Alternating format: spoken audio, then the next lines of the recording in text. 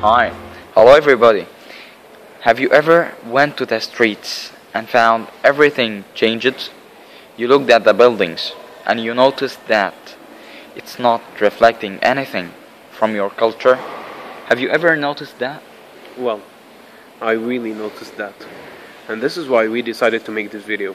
This video is dedicated to the architecture and dedicated to the culture.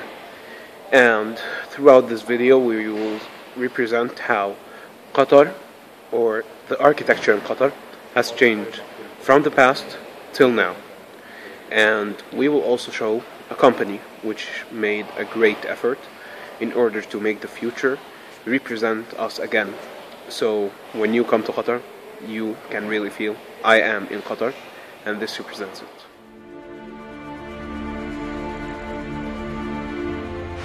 In the beginning, we have to focus about two things: the environment and the identity. In the past, they focus on the environment and they focus on the identity as well. In the architecture design, you can see it that it's complying with the environment itself. Because we have a hot environment, it's difficult to live in. Plus, they focus on the identity of themselves, the culture that they focus on. Then we brought a lot of companies that imported a lot of designs that it's conflicting with our identity and it's conflicting with the environment that we actually live in. So we decide, okay, how can we fix it? And how can we combine the past, the identity, the environment, to the future, to the revolution that we'll be speaking about? In the past, Qatar had three elements in its buildings: simplicity, efficiency, and beauty. Simplicity was in the materials used and in the designs.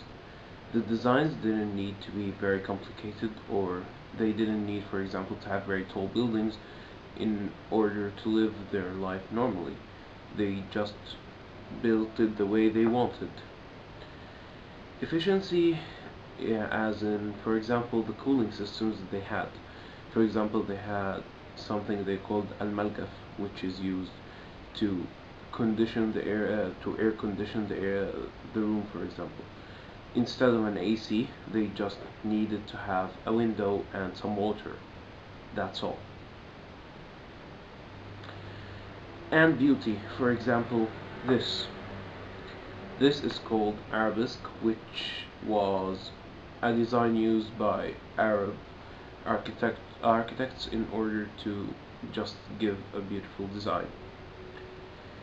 All this represented the culture which was the Islamic culture back in the time. It used to make you feel that you are in an Islamic country, that you are in a beautiful country, and it represented the people at the same time, because at this region of the world, this was how the place feels. You can feel the place through the building, because the streets represent the country.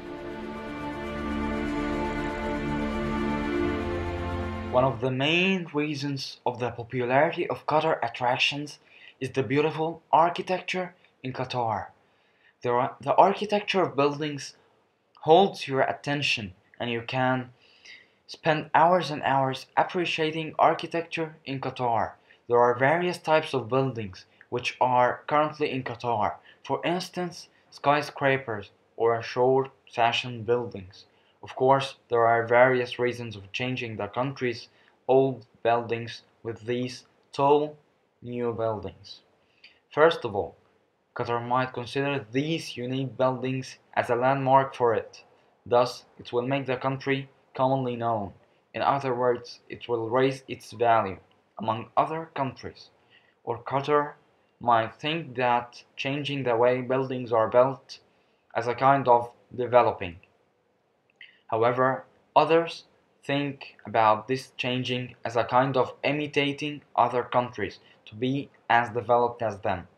Moreover, another point of view states that changing the way buildings are built is erasing the country's culture gradually. In other words, it doesn't help in preserving it.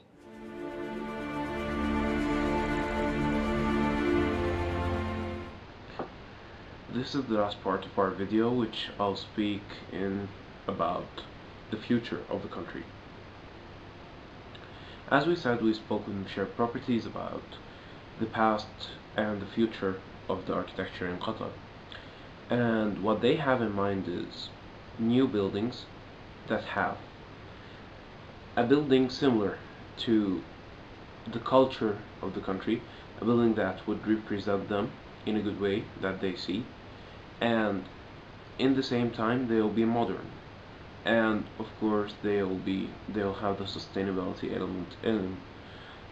And as you can see on the screen right now, this is how Musharraf City will look like.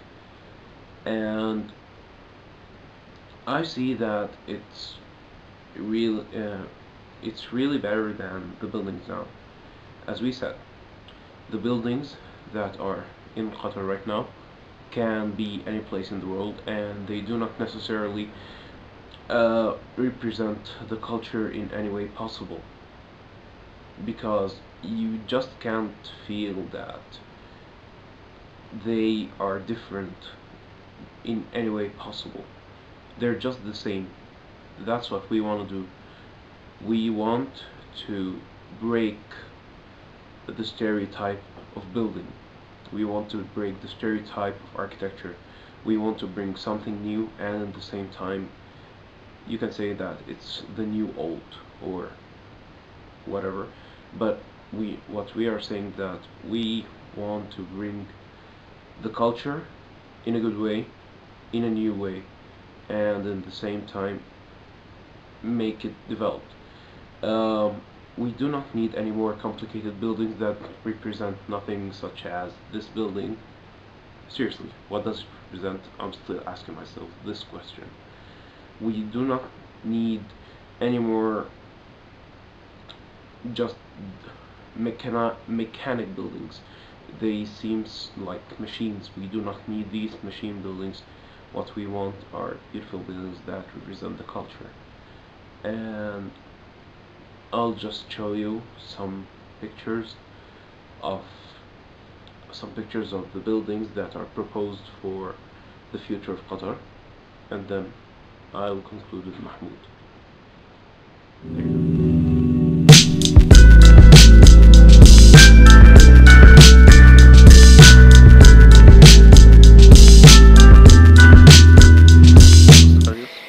As you can see, there is a huge gap between the past and the present, and there are many ways in filling this gap.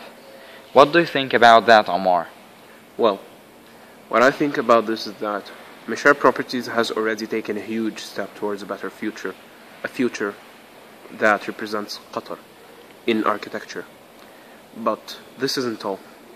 We need the government to take a step, we need the architecture companies to take a step in order to fix the other areas. Musharraf Properties will only fix the downtown, and I do not mean fix by that the situation is really bad, but then again, I cannot see the culture represented by the buildings.